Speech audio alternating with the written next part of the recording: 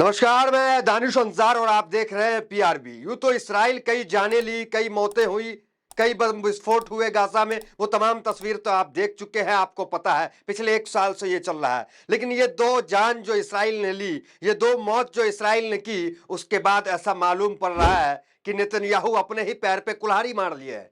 दो मौत किसकी हुई? एक हमास के चीफ, उसकी मौत, दूसरा हिजबुल्लाह के हज शुक्र की मौत। एक हानिया की मौत, एक हज शुक्र की मौत। ये दो मौत ने नेतन्याहू की नींद जो है वो उड़ा दी है। पहले हमने आपको ये खबर बताई थी कि टर्की जो है उसने इंस्टाग्राम को बैन कर दिया। उसने जो इसराइल के अंदर उसका दूतावास था वहां अपने झंडे को डाउन करवा दिया। तो ये तमाम चीज तो हम आपको पहले बता चुके हैं। अब खबर क्या है? खबर ये है कि कल ओआईसी की मीटिंग हुई इस मामले पे, क्योंकि हमास के चीफ का जिस तरीके से तेहरान में ईरान के अंदर ही इसराइल के लोगों ने उसे मार गिराया, और ये पुष्टि भी हो गई कि जब इसराइल के मंत्री जो है वो जश्न मना रहे थे, तो जब उन्होंने वहां मार गिराया इसराइल ने, उसके बाद ओआईसी जो है वो एकजुट हो गया। 57 देश ने कल मीटिंग की। कल मीटिंग में क्या हुआ और उसका असर इसराइल पे क्या पड़ा, उसकी चर्चा करने अभी आए हैं। ओआईसी एक साथ मीटिंग किया और इस मीटिंग में पाकिस्तान जो है वो सामने आ गया। इस मीटिंग में रशिया जो है वो सामने आ गई। रूस ने क्या किया, पाकिस्तान ने क्या किया, सब ईरान को किस तरीके से मदद कर रहा है, कौन सा देश ने कौन सा हथियार ईरान को दिया है, उसकी चर्चा करेंगे। एक बार आप आर्टिकल पे देखिए, कल जब मीटिंग हुई तो भारतीय मीडिया ने क्या चलाया। भारतीय मीडिया जो है वो क्या दिखा रही है, देखिए। ईरान के सुप्रीम लीडर ने बढ़ाई हमास चीफ हानिया की जनाजे का नमाज। ये तो पुरानी खबर आपको बता चुके हैं। आगे देखिए, तुर्की ने इंस्टाग्राम पे लगाया प्रतिबंध, ये भी आपको हमने बता चुके हैं।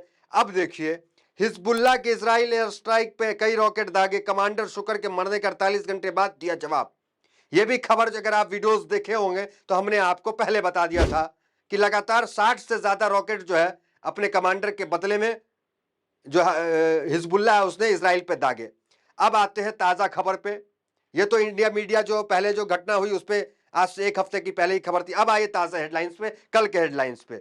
इसराइल से युद्ध के मुहाने पे खड़े ईरान की मदद करेगा पाकिस्तान। ओआईसी बैठक में शाहीन मिसाइल देने का वादा हुआ।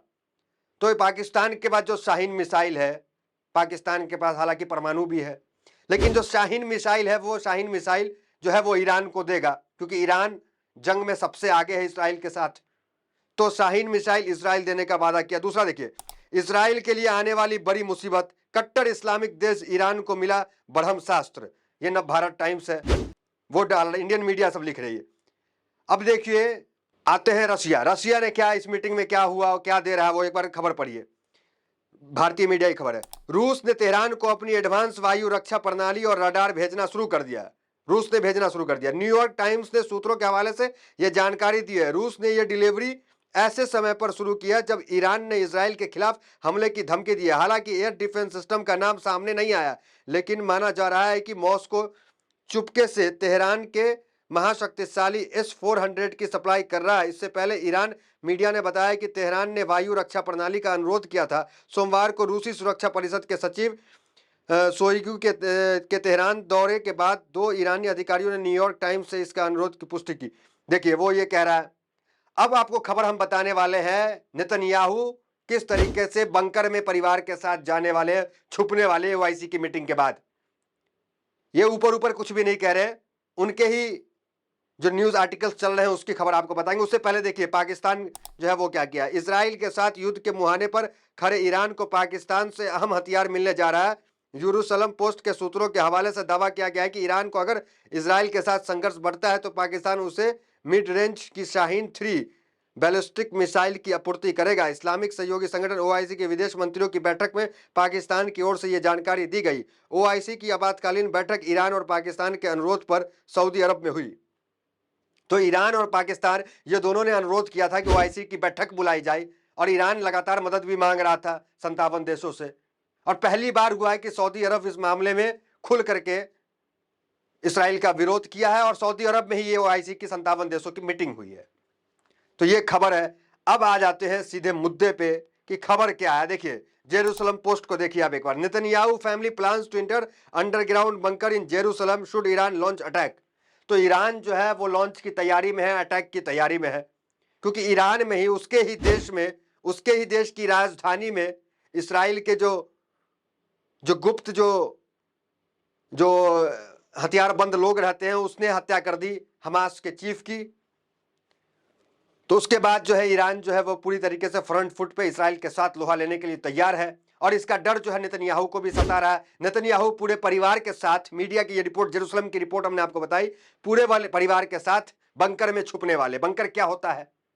बंकर जो है वो पूरा बम प्रूफ होता है, बुलेट प्रूफ होता है, उसमें जाकर ये अपने पूरे परिवार के साथ छुपेंगे।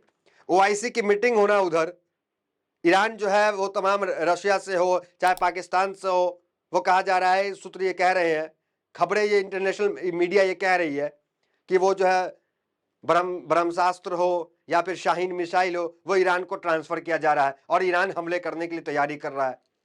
अब ये हमास का रॉकेट तो है, ईरान छोड़ेगा नहीं। हमास ने हालांकि कई रॉकेट जो है वो अपने से बना करके छोड़ रहे हैं, लेकिन उसे जो है इसराइल जो है ऊपर आसमान में ही खत्म करने का काम किया। अब ईरान रॉकेट छोड़ेगा, वो भी पाकिस्तान वाला रॉकेट, वो भी रसिया वाला रॉकेट। रशिया यूक्रेन का युद्ध आप देख रहे हैं, अमेरिका भी काम नहीं आ रहा है, वो रशिया साथ में आ गया है। अब वो जो है इसराइल पे हमला करेगा, तो इसराइल के जो प्रेसिडेंट है नेतन्याहू, वो तो बंकर में चले जाएंगे। और हिजबुल्ला दूसरी तरफ लेबनान से, हिजबुल्ला जो है वो लगातार अटैक कर रहा है। हिजबुल्ला, हज शुक्र का जो मौत हुई उसके बाद ईरान हालांकि बड़ी बड़ी बात किया ईरान ने, और 57 मुस्लिम देशों ने बड़ी बड़ी बात की, लेकिन लेबनान से हिजबुल्ला जो है सबसे पहले अटैक किया। जब हमास के लीडर की मौत हो गई, इस्माइल हानिया की मौत हुई, उसके बाद हिजबुल्ला के एक लीडर की मौत हो गई, तो उसके बाद जो है 60-65 रॉकेट जो है वो डाले। एक बार तस्वीर आप देखिए एयरपोर्ट की, कि उस एयरपोर्ट, इजराइल के जो एयरपोर्ट है, उस एयरपोर्ट का क्या हाल है, उस एयरपोर्ट में कितना सन्नाटा पसरा हुआ है। एक वीडियोस देखें आप।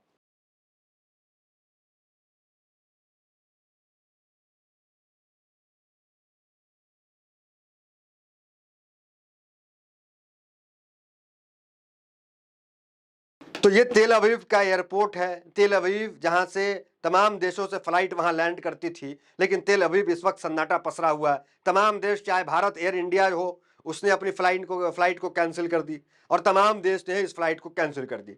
कुल मिलाकर आने वाले 48 घंटे, आने वाले 54 घंटे कैसे रहेंगे इसराइल के लिए, ये देखना दिलचस्प होगा।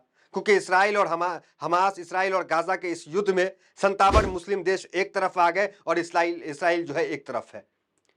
इसराइल मिडिल ईस्ट में इकलौता जो है गैर मुस्लिम देश है। मिडिल ईस्ट में चारों तरफ से मुस्लिम देश है, उसके बीच में इसराइल एक इकलौता देश है।